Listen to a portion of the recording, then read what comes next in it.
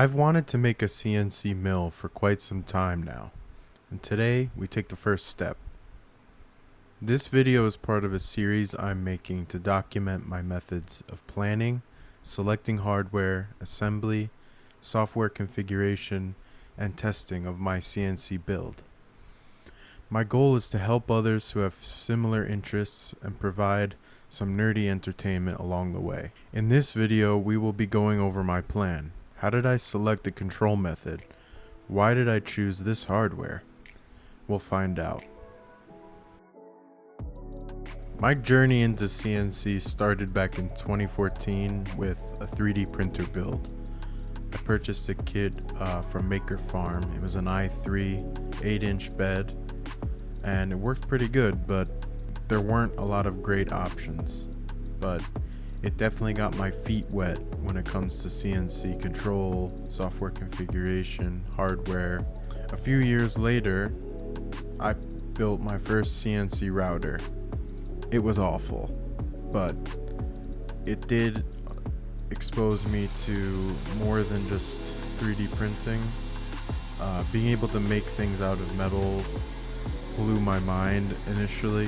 The fact that I could go into my basement and run a machine and make a metal part right in my own home was really a game changer for me. And this is really what sparked my interest in engineering. Really, with a CNC router, the parts you're making are 2.5D, they're called. So you're doing a lot of panels with just cutouts. You can make simple parts with pockets and holes and different things, but that's really where the complexity ends. This is really why I want a CNC mill.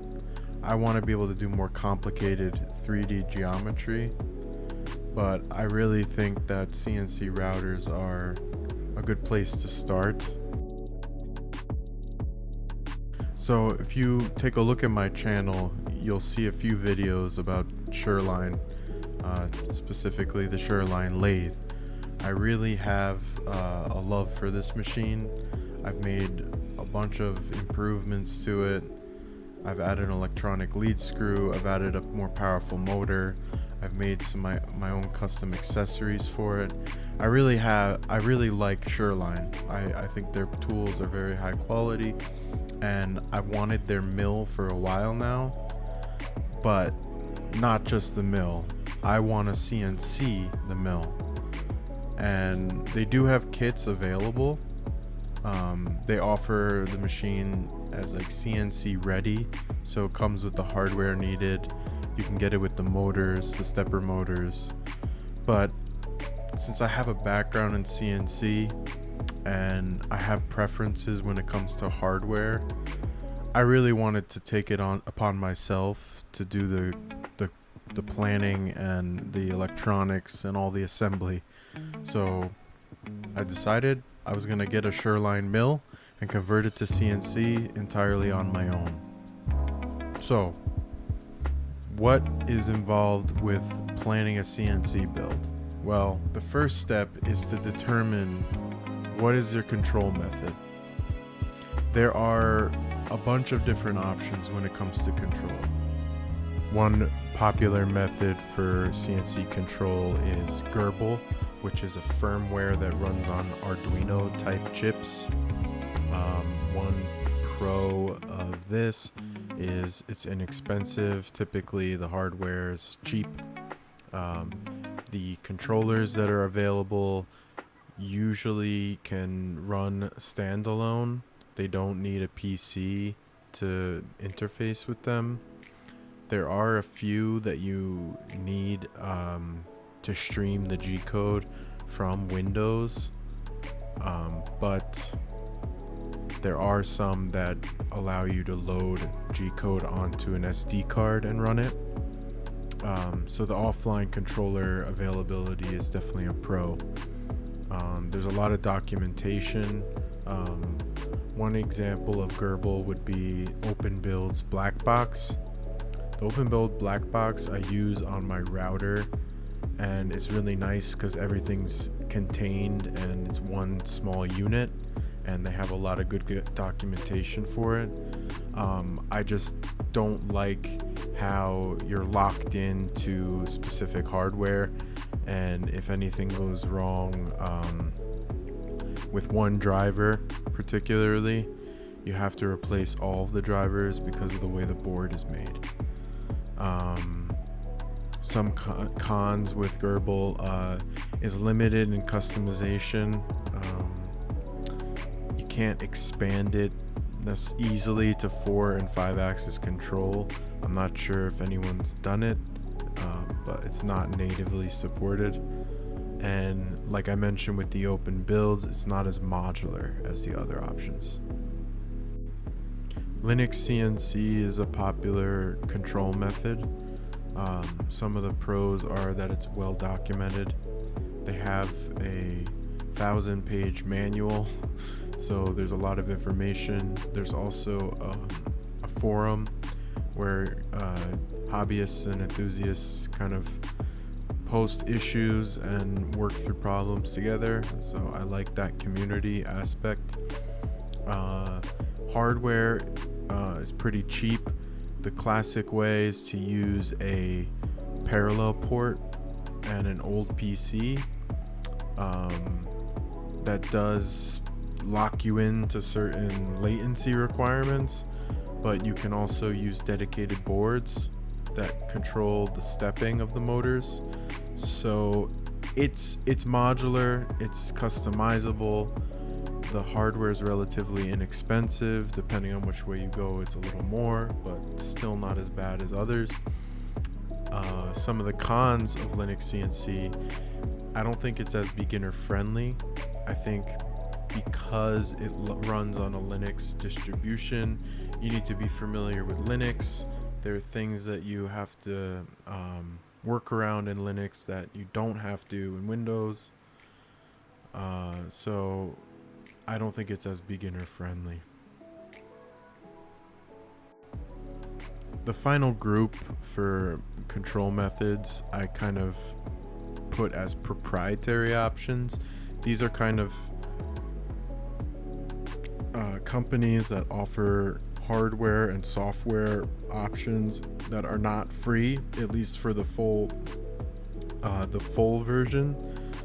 Like Mach 3 and 4, very popular. The hardware needed to interface the software with your machine is not as cheap as the Linux stuff, but because it is proprietary, these are companies, it's well documented, it's supported, you have technical support if you need it. The Mesa CNC stuff is another company. Their stuff is pretty cool. I think Sherline actually uses this on some of their offerings. It allows for like offline control, so you don't need a full PC to run it. You can just kind of bring G-code to it with a flash drive. So that is a nice option. The fact that it runs with Windows makes it a little bit more user-friendly. But the big con with these types of options are that the hardware and software is paid and it's not exactly cheap. So what are the requirements for my Sherline CNC mill? I want manual control, meaning I want to be able to use the hand wheels to move the axis if I need to. I want it to be expandable up to 5 axis and additional I/O as I grow with the machine. I want it to run Linux CNC. Based on the points that we mentioned before, I think it's the best choice for this particular project, and I want to use it. We'll need a PC for Linux CNC. Based on what I've read in the forums for Linux CNC and their documentation, I need to find a computer that has a latency between 30,000 and 50,000 nanoseconds, because I intend to use it with a dedicated hardware for generating the motor steps and not with a parallel port. Also, from the Linux CNC documentation, it needs to have at least 4 gigabytes of RAM, and it needs to have a CPU with at least 1.2 gigahertz, which is most PCs. I want the PC to be small in size because I want it to fit within an enclosure if I need to. And because I'm using a dedicated hardware, like an Ethernet card, I need it to have an Ethernet connection. For the dedicated hardware, I think a Mesa Ethernet card, one of their offerings, would be the easiest to use, best fit for the application. It needs to have an Ethernet connection, it's an Ethernet card. It needs to be 5-axis capable, and it needs to have I/O options for limit switches, spindle control, etc. The stepper motors, they need to have a dual shaft. This will allow me to attach the hand wheels and meet that requirement for retaining manual control.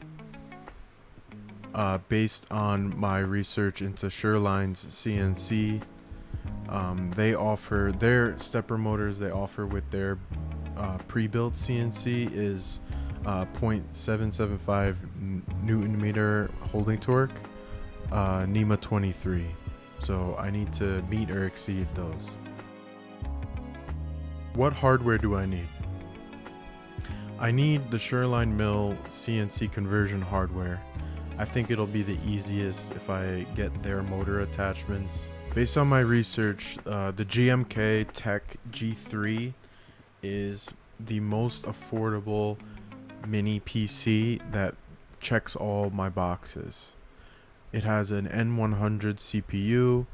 It has a base frequency of 1.8, which is above the minimum requirement that Linux CNC states, and it can go up to 3.4. It should have no problem with that 30,000 to 50,000 nanosecond latency requirement. It also has 8 gigabytes of RAM, which is twice the required amount, and it has an Ethernet connection on the back. It's pretty cost effective when compared to a Raspberry Pi. I think that's one direction I was thinking to go, because I do like Raspberry Pi, but this seemed to be more powerful and cheaper, so I decided to go with this. For the Mesa hardware, I think their 7i96S board is the most applicable to what I need. It has 5-axis capable, it has 17 I/O on it, but it's also expandable, so you can add more I/O if you need it. For stepper motors, I'm going to go with the Stepper Online part number 23HS33-4008D. These are a dual shaft Nema 23 with 2.83 Newton meter holding torque. They're rated for 4 amps, so it should be more than powerful enough. It's more than twice the power of what's used on the Sherline kit, so I think it'll be fine for whatever I'm gonna do. To drive these, I'm gonna go with the DM542 digital stepper motor drivers. I've used these before and I really like these drivers. They are the best drivers you can get for a Nema 23 that's open loop. These will go up to 4.2 amps per phase.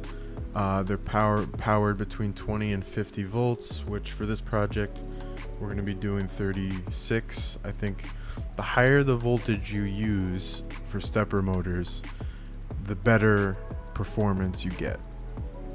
So I would recommend, if you're going to power any stepper motors, use at least 24 volts, and if you can, go higher, but your hardware needs to be compatible.